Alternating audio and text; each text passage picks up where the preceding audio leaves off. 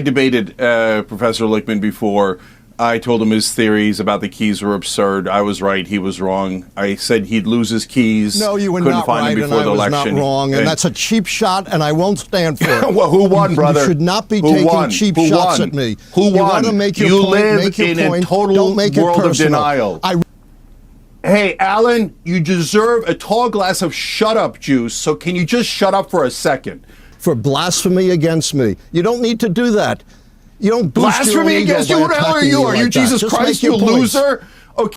In this video, we're going to take a look at a panel of 4 Democrats on Piers Morgan where they discuss why they lost this last election. And one thing that's going to be apparent to you as you go through this video is how strong the propaganda arm for the Democrat Party is. You know, Harry Sisson is in this video, and he has some great insights.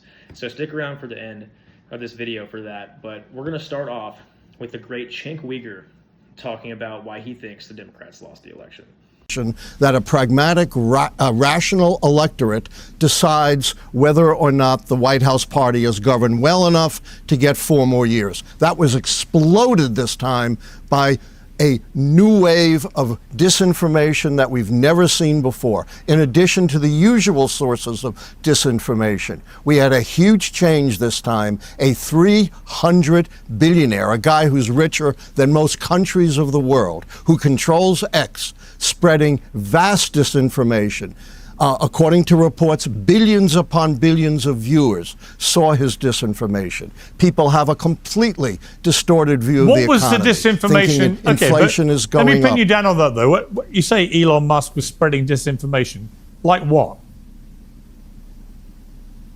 Yes.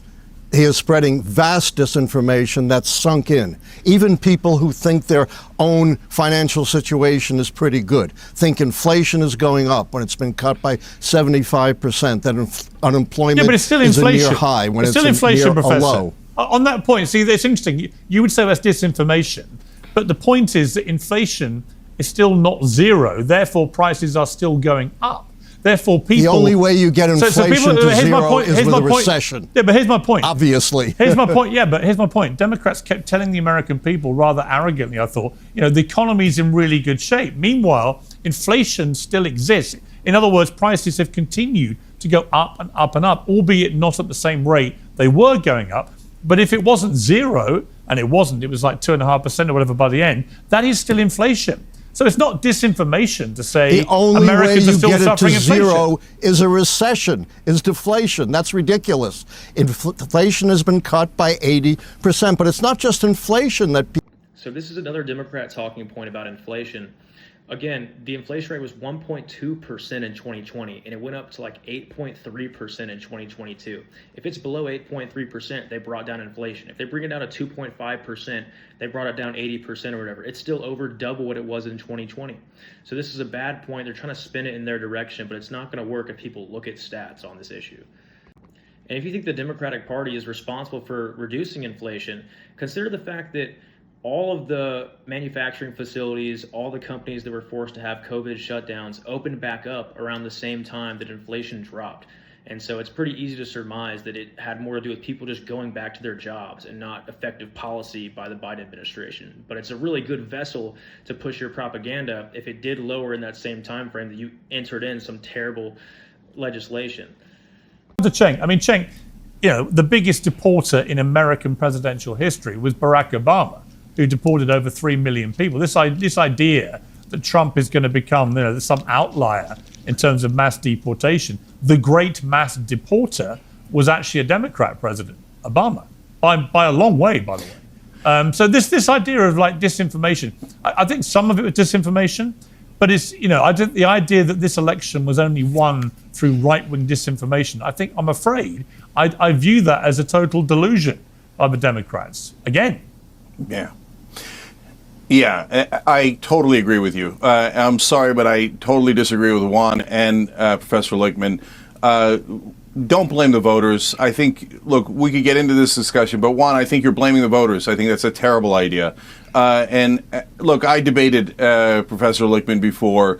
I told him his theories about the keys were absurd. I was right. He was wrong. I said he'd lose his keys. No, you were Couldn't not find right, him and before I the was election. not wrong, and that's a cheap shot, and I won't stand for it. Well, who won, brother? You should not be Who taking won? cheap Who shots won? at me. Who You won? want to make your You point, live make your in a point. total Don't make it world of personal. denial. I read your own followers' comments, and they all trashed you, every one of them, and supported me. Yeah, so quiet with your personal Yeah, attacks. come find out again. Make whatever point you want. Yeah, yeah. Don't Look, make it you personal. don't know anything. You don't know You anything. attacked me You personally. You're so deluded. Oh, right.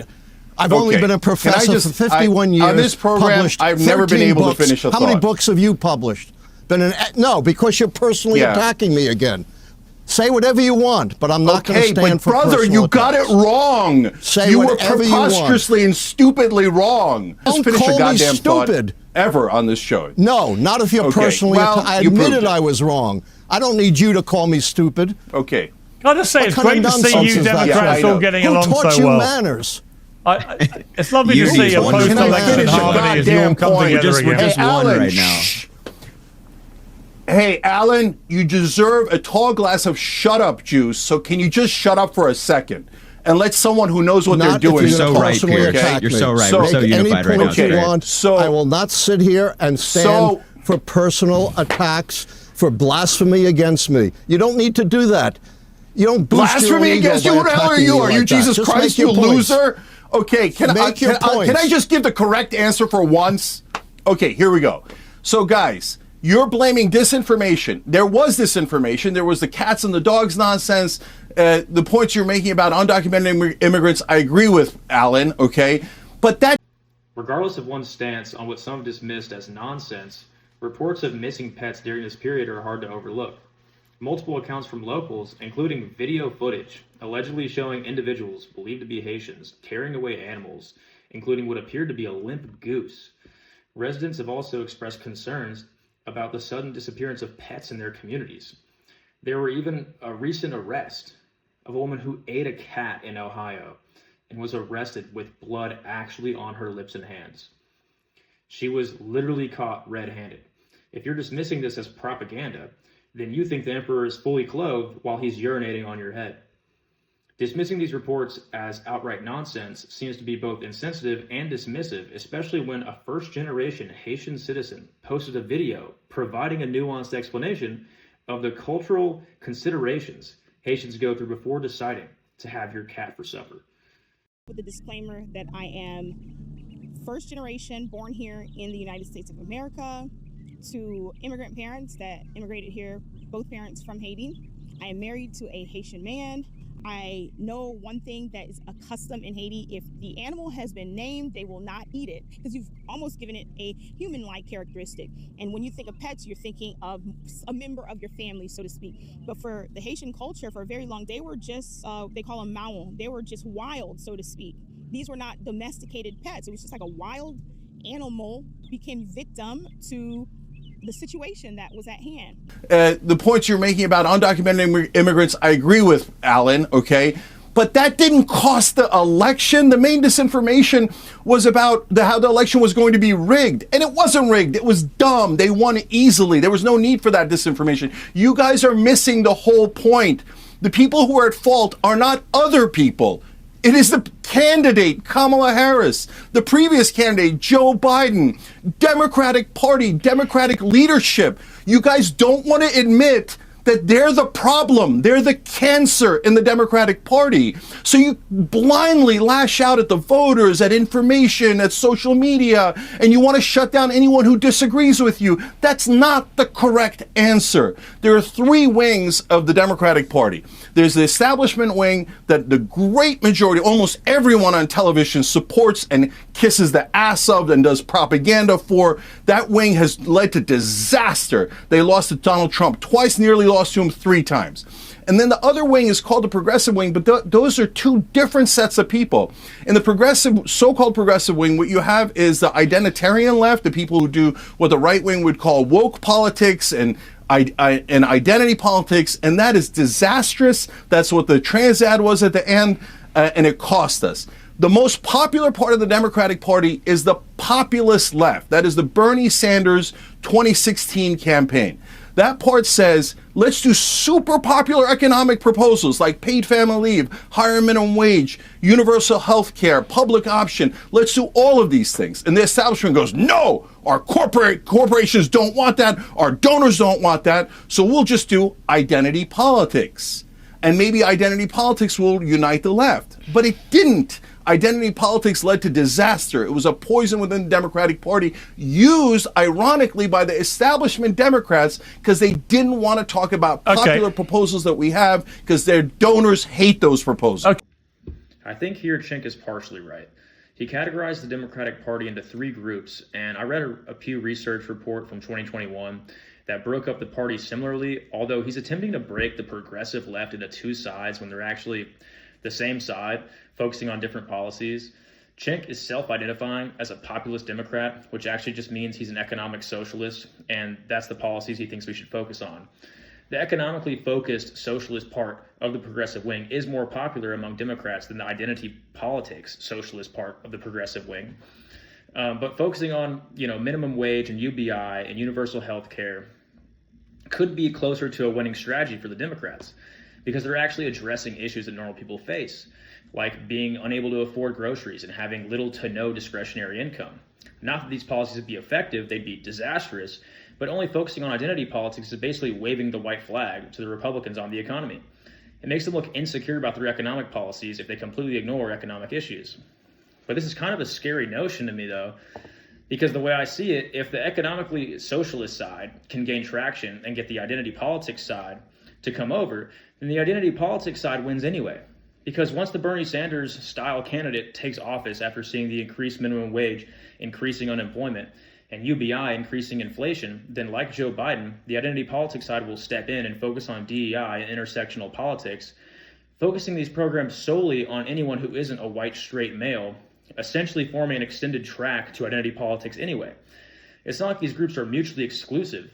Do you really think that any person that believes in getting rid of all statues of heroes of history and relics of a more honorable civilization would be against giving away free money to losers? Or that they would have some moral or economic issue with giving McDonald's workers $20 an hour? They don't respect meritocracy if the result is their oppressed ethnic group of choice doesn't perform well. They'll support it when it comes to jamming a ball in a net 10 feet above the ground, but not when it comes to careers or vocations that require intellectual acumen or diligent focus. Of course, the identity politics left would mostly support the economically socialist left because of the increase of useless PhDs on how smelling people is racist, or the intersection of the patriarchy and toxic masculinity being handed out like Kit Kats on Halloween. We've seen increased support for the economic policies of the left. These people are convinced that they have a useful degree, and they're dumbfounded that they can't get a better job than a waiter at Rafferty's and think, well, now I really understand how this economy privileges straight white males. See, the economic side, it's a little more muddy for them. They've already been sold on identity politics since they've been propagandized since birth that all white men are bad, slavery started in 1619, and that racism is the primary narrative to see human history through. But the economic policies take longer to convince a blooming mind to take on. So handing out useless degrees and catering them specifically to the groups targeted for the most pervasive indoctrination, women, minorities, and LGBTs, that's the best possible strategy. Once they get out into the world with a degree in homosexual patriarchal anthropology and make $37,000 a year their first year in the workforce, being $100K in debt, they have only to hope for free money from the government. That's their only option. Their only skill is something stupid, useless, and wrong. But it fits perfectly with everything they've been told. White men are out here at corporate jobs making six figures, and they're scraping to get by. It must be that historical racism, sexism, and homophobia they've heard so much about. This is the nail in the coffin that seals their belief. This is the concrete evidence that their belief model of the world has been true all along. Eat those proposals. Okay, let me bring in Harry. Now, Harry, you tweeted or posted on X on November the 6th. Kamala Harris's speech was amazing, graceful, strong, hit the right tone. She's a fantastic leader and a great role model. No idea how she lost to Trump. You're a bright young guy, Harry. I've interviewed you several times. Right? You know why she lost. And that speech, in a way, to me, was the perfect illustration. She basically said nothing. She talked about billions of stars and the moonlight and shining lights and all that. There was nothing there. There was no meat on the bone, no substance. And that was her problem throughout the whole campaign. She had 100 days to show America, here's how I'm going to fix all your problems. Instead, she did the Hillary Clinton playbook. After promising us joy and sunshine, immediately pivoted to Trump's a Nazi, they're all fascists, they're all disgusting. And by the way, here are all my rich, famous entertainment friends who are all going to surround themselves on me on stages. Didn't work for Hillary, didn't work for Kamala. And at some point, young guys like you who are the future of the Democrat Party, you've got to wake up and smell the cappuccino. You need a candidate that can resonate. I mean, Cenk's right.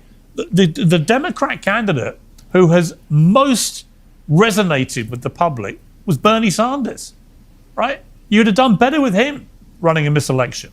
But you guys don't see it that way, do you? Well, I think that since the election happened and sitting with it for a couple of weeks, I know why Kamala Harris lost. I think that what I said was premature. And I think it's a combination of what all the gentlemen around me are saying. I think it's like a middle ground in life, which I think is often the case, which is I think Professor Lichtman is right that it was a lot of disinformation pushed by a lot of bad actors in the right wing. But I think that Cenk and the gentleman beside me from Fox. Harry, there was disinformation from the left as well. When you keep calling him a Nazi, but Piers, it's not to the same. Hang on. It's not to the same level. When you keep calling Donald Trump a Nazi and a fascist and all these things, and his supporters Nazi sympathizers, it was his own all that is Nazi. total disinformation. Because he hasn't murdered 12 million people, and he's not going to. Well, and by the way, you all know that.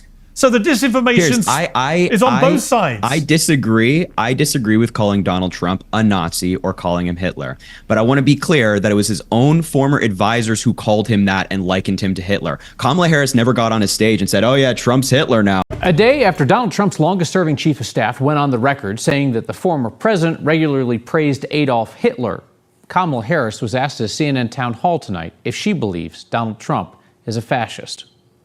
Do you think Donald Trump is a fascist? Yes, I do. Yes, I do. Likened him to Hitler. Kamala Harris never got on a stage and said, oh yeah, Trump's Hitler now. She just alluded to the fact and brought up the fact that his own former advisor said that. But I also want to make the point that I think that Cenk and the gentleman from Fox News is right when it comes to the economy. I think we were not great when it came to messaging on the economy. The benefit that Trump had is that he could put his slogan on a yard sign. He could say, Kamala Harris, Democrats, high prices, Trump and Vance, low prices.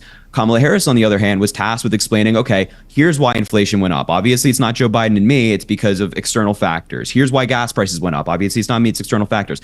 If you're explaining, you're losing, as the famous saying goes. Yeah. So that was the uphill battle that we had. And I think there was kind of a perfect storm that led to Donald Trump being elected. And I think that I disagree with Cenk. But you're missing something else. You're missing something else, Sure. which is all the culture war stuff that we kept being assured by the left nobody cared about. No one cares about the trans debates, right? Nobody cares that biological men are wrecking women's sport. Nobody cares that they're invading women's personal spaces, and so on and so on. No one cares that kids are being put through mutilating surgery before puberty. And we kept being told, nobody cares about this. Leave them all alone. It's transphobic. I'm not transphobic. I wanted trans people, as I still do, to have fairness and equality in their lives exactly the same as all of us on this panel. But when you keep telling people it is fair, on the one hand, Democrats said, we protect women's rights on abortion. On the other hand, we're absolutely fine for women's rights in sport to be traduced at this ridiculous altar of biological men who are now trans women competing against women and beating them. You can't be both. So the public went, this is, and you're shaking your head, but look, the New York Times did a report about that ad, which the Trump campaign did so successfully and repeatedly. I saw it. Kamala's for they, them, Trump's for you. They reckon it moved the needle by 2.5 points. It was the most successful and effective 30-second ad in modern political history. So people did care. And the Democrats were just too deluded, it seemed to me, because most of them, you must realize this issue of trans athletes in women's sport is wrong. You all know it's wrong. For some reason, you wouldn't get off that train. And that delusion was one of the reasons that you lost so badly, I believe. But Piers, two Professor Lichtman's point, that ad in and of itself contained misinformation. The ad was saying, oh, Kamala Harris wants to pay for prisoners' transgender surgeries. All right, she said it a few years ago, but she said it. But wait, hold on. In the New York Times also reported that this took place under Donald Trump's presidency as well, because depriving a trans prisoner the right to get gender-affirming care is, Cenk, it's the law, it's the Constitution, is against the Constitution of the United States, preventing cruel and unusual punishment. Because if somebody is deemed medically necessary to receive care, no matter what that care is, and you ban it or say, no, you can't get it, that absolutely falls under cruel and unusual punishment. So Donald Trump did the same thing.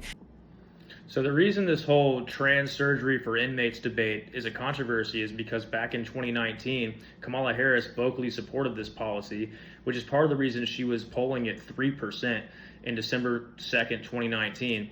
That put her behind Joe Biden, Michael Bloomberg, Bernie Sanders, Pete Buttigieg, and Native American citizen Elizabeth Warren. In reference to Harry's propaganda that Trump allowed this to happen, that's clearly not true. What happened was that a person known as Christina Nicole Iglesias had been requesting castration since 2016, and the court didn't even rule to evaluate this person until December 2021, which was a year after Trump left office. It wasn't until April 2022 when the court mandated this person be castrated. This is the first person to ever receive trans surgery in prison, and it didn't actually occur until March 30th, 2023. So under Joe Biden, we now have a grand total of 2 people that received trans surgery. None of that occurred under Trump. The law referred to by the paid propagandist about cruel and unusual punishment or withholding health care that was necessary, that's the 8th Amendment. So that was established in 1791 as a part of the Bill of Rights. So he is correct in saying the 8th Amendment was on the books when Trump was in office. But that's all the leftism I can handle for one video. So if you like this one, go check out some of my other content. I plan on covering religious and political content going forward. So hit the sub and like if you want to see more like this. And remember, if Harry Sisson says something, just assume the opposite.